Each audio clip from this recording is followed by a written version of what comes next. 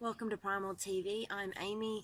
This topic is about growing edibles at home. So there's a big discussion going on in Australia right now about a local Sunshine Coast residential area where the residents grow edibles on their verges in front of their houses, and the council's making it quite difficult for them to keep doing that without it costing them a lot of money. So a lot of social media are talking about that at the moment. There's a lot of support being shown for this community group because of all the positives that come from this project. I've been there. It's a fantastic area. And I hope that they can continue to do what they're doing, and I hope that it inspires more people to grow food at home. We can't all grow on a verge though, so that's probably the trickiest way to get approval in a lot of parts of Australia and in the world. But we can all grow something in a pot if we don't have a backyard.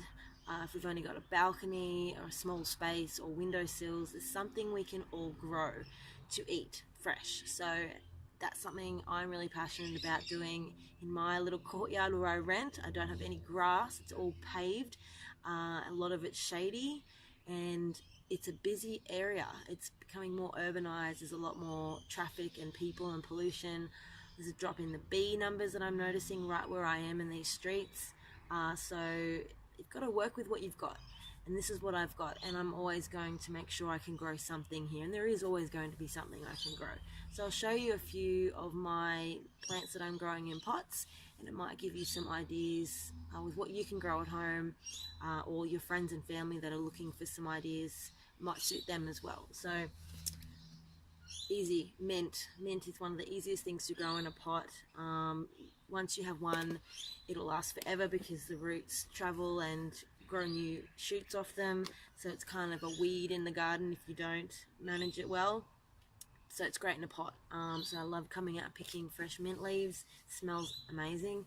I've got spring onions, which I think I started with the roots of a few that I bought in a bunch, and the roots were still on the bottom. So when I used what I needed, I kept the roots in some water and they sprouted up, and I popped them in the garden, and it just keeps on going. So I trim the bottom off, use the bit that I need in my cooking, and the roots stay in, and then it just sprouts back up again from itself. So it's a never ending. I love the never ending edibles. I've got nasturtiums, which the leaves are edible. Obviously the flowers are edible. There's a lot of uses for these, and they're a great companion plant in with other edibles, so that's a really easy one to grow and very useful. Radishes, I've got a few little radishes popping up that I grow from organic seeds that I buy. Very easy to grow in pots because they don't take up much room. So even though they're a one time only vegetable, you grow it, you pull it out, it's gone. You need to plant more seeds. You can easily do that because they don't take long. So when you pull some out, plant some more, halfway through plant some more, halfway through plant some more, and keep doing that rotation, and you'll always have radishes growing. They are short in the ground, so you can have them in it quite a short depth pot. And I love picking them and cooking with them or putting them in salads straight away. Basil's an easy one. I recently had a few big plants at this end that all went to flower, so I kept the seeds, let them dry out, gathered them up, put them in a little Ziploc bag in the cupboard, sprinkled a few recently, and they've started popping up. So I've got different sizes, which is great, and I can smell that just touching it now. It's just beautiful. I used some last night in my cooking. Marigolds is another edible flower and another great companion to have in with your edibles like nasturtiums. So these are fantastic. Eat the petals. They help keep some bugs away, some nasty insects that eat your edibles. They attract bees, a very valuable thing to have in the garden. We need more bees. So you eat the petals. Lots of different varieties. I don't know what I have, but as soon as this all dries out on the plant, this whole middle section there will be about 100 or more seeds, and you sprinkle those around and you'll get new plants popping up really easily. You'll just forget that they're there, and all of a sudden you'll have marigold plants. So they're really great to have.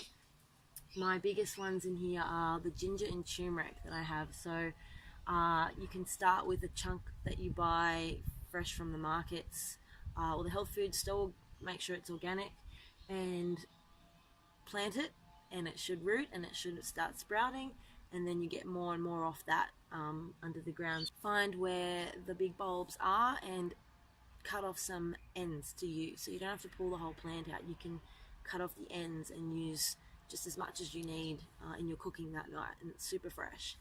So it's an easy one to grow in a pot. It just needs some shade and moisture. I've got fennel, which I think is about 3 or 4 fennel plants happening at the moment, which actually came from one that I did harvest, and I don't know if it was quite the right time, but I did. And then a few weeks later, some little babies popped up in the same spot, and I've just left them and they're growing. So I've got about 3 new fennels coming from one fennel plant, which is fantastic. That's all I've got in that garden. I've also got peppermint, which is beautiful to have in the garden in a pot, just like growing mint. Smells incredible. I dry out the leaves when they get bigger, about double the size of that. I pick them and dry them in the dehydrator, or you could use an oven. And there's a grub that's going in my fish tank. Then I've always got peppermint tea on hand in the cupboard, so I keep it in jars, recycle some jars, and I absolutely love having peppermint. I've got choc mint growing, which tastes like chocolate and mint together. It's really, really nice. Same way to grow mint and peppermint is choc mint. Mother of herb, lots of herbs, as you can tell. I've got lots of herbs, but that's what I can grow really easily in pots. And I'm now trying to get some other vegetables growing from seed. So I've made a really simple seed raising mixture with sifted compost and organic potting mix.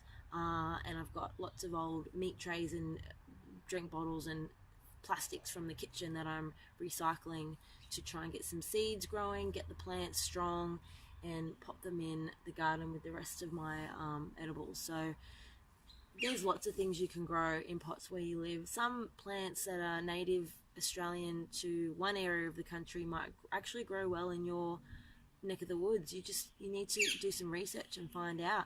And you're picking fresh, beautiful food, which is, you can't get healthier than that. You control what goes in the process, so you know if there are any chemicals, you know if it's organic, biodynamic, you know what you're putting into your body, which is also really important. It's a good way to grow a community, because if you start meeting other gardeners in your area that are doing it the way that you need to be doing it, in pots or on a big slope in the backyard or in a shady area, you can meet new people that way and make new connections. So that's really positive. Sharing information and ideas, always learning and growing. That's something else I love about growing food at home. And people, when I have excess of something, I might sell it or give it away or swap with people. So that's a great way to share and contribute. So I highly recommend growing edibles at home. Just about everyone, everywhere can grow something. Do some research online and meet some other people in your area that are doing it, so you can learn about what's going to grow well for you and enjoy the benefits that come with it.